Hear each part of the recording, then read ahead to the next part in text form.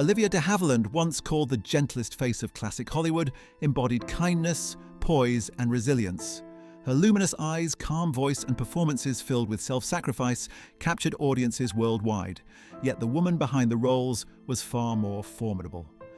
Olivia did not merely act, she confronted the studio system alone, challenging powerful moguls and asserting her rights in a world built to control actors. Fame brought admiration, but freedom was earned through courage and endurance. Her story reflects the price of self-determination, the silent battles behind public smiles, and a life shaped by strength that was never loud, but always unyielding.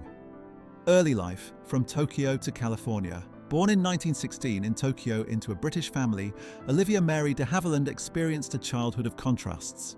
Her early years were shaped by a balance of East and West, yet that stability was fleeting.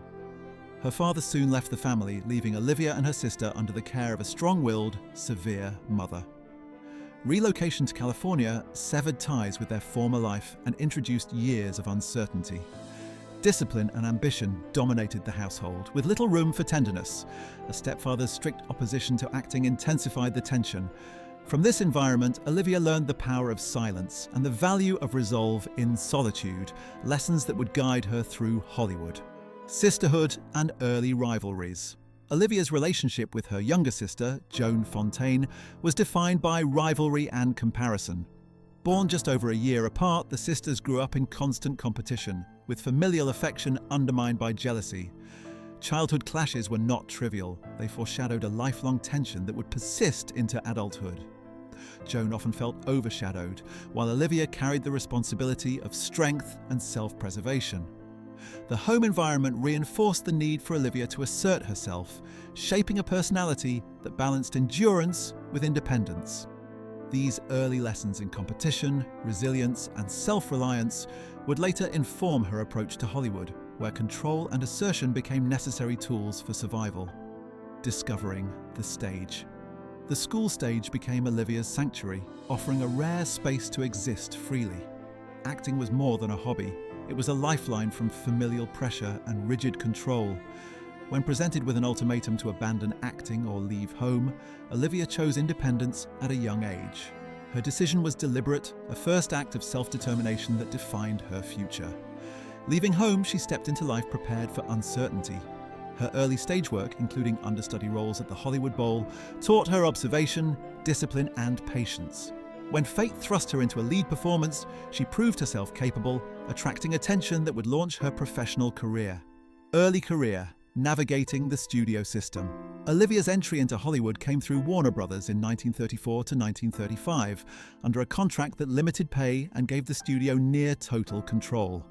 She was pressured to alter her voice, appearance, and public image to conform to the system. Young actors often endured such restrictions, yet Olivia's intelligence, discipline, and careful observation helped her navigate the machinery. Her talent was undeniable, but the industry demanded compliance. Beyond artistic demands, personal lives were scrutinized and sensationalized, adding pressure to relationships and reputation. Olivia learned to balance public persona with private integrity, laying the groundwork for a later confrontation that would reshape Hollywood itself. Family strife and lifelong rivalry. The death of Olivia's mother in 1975 reignited a bitter dispute with her sister, Joan Fontaine. Accusations over funeral arrangements and withheld information escalated public conflict, demonstrating the enduring impact of childhood rivalries. This fractured relationship became a defining private struggle, with years of silence replacing dialogue. Even after Joan's death in 2013, Olivia's response remained composed, marking an end not in reconciliation, but in quiet acknowledgement. The decades-long tension reflects the long shadows cast by family dynamics, where control, comparison, and unresolved conflict shape lives far beyond early childhood, influencing choices and the ways both sisters navigated the world. Life in Paris. Choosing independence. Olivia spent her later years in Paris, embracing a life defined by discretion and autonomy. She avoided public spectacle, attending cultural events selectively, and giving interviews on her own terms. Her memoirs were a deliberate act of self-arrangement, preserving memory in her control.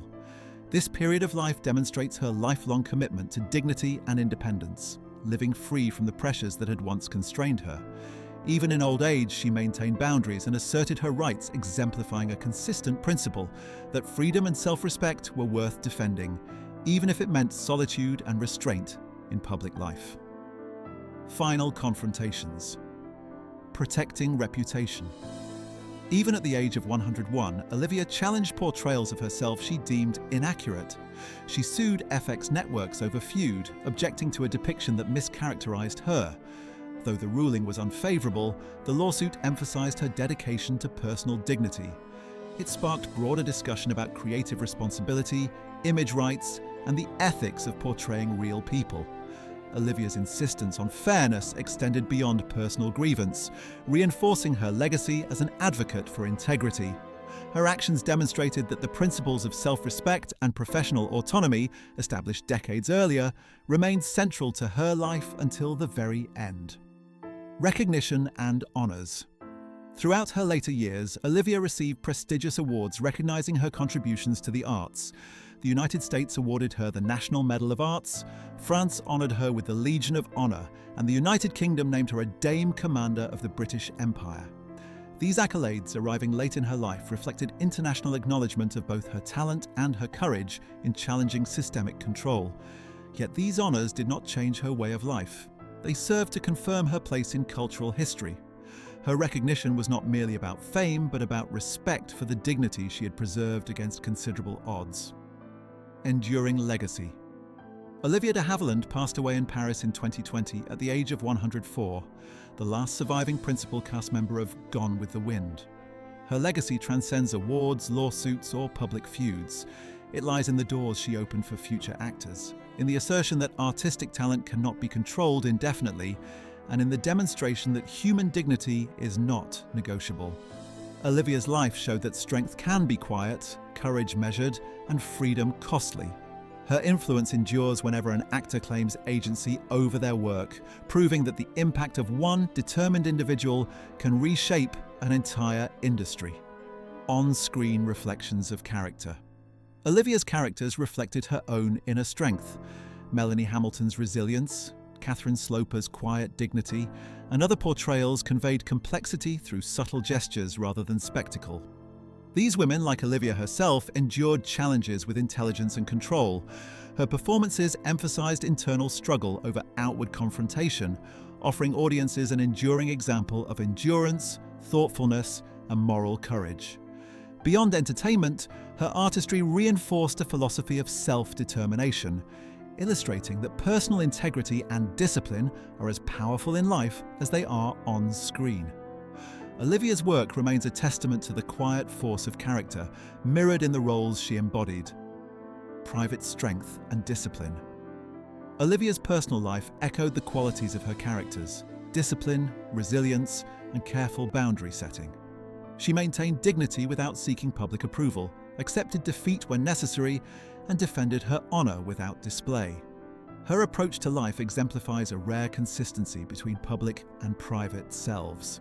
She endured grief, isolation, and disappointment with measured strength, embodying the principle that true courage often operates quietly. Olivia's life illustrates that the cost of independence can be high, yet the value of self-determination surpasses recognition or acclaim. Her story offers a model of living with integrity amidst circumstances that could easily erode it. Conclusion: a life of self-determination. Olivia de Havilland's story is not simply one of fame, legal victories, or familial conflict. It is the story of a woman who defined her life on her own terms, refusing to be constrained by expectation or circumstance. She moved through triumphs and tragedies with a single guiding principle: self-determination. Her courage, dignity, and resilience shaped Hollywood, influenced generations of actors, and left a legacy that cannot be quantified in awards or box office numbers. Olivia's life reminds us that true strength is often quiet, enduring, and unwavering, and that the preservation of dignity is one of the most profound acts of courage a person can achieve.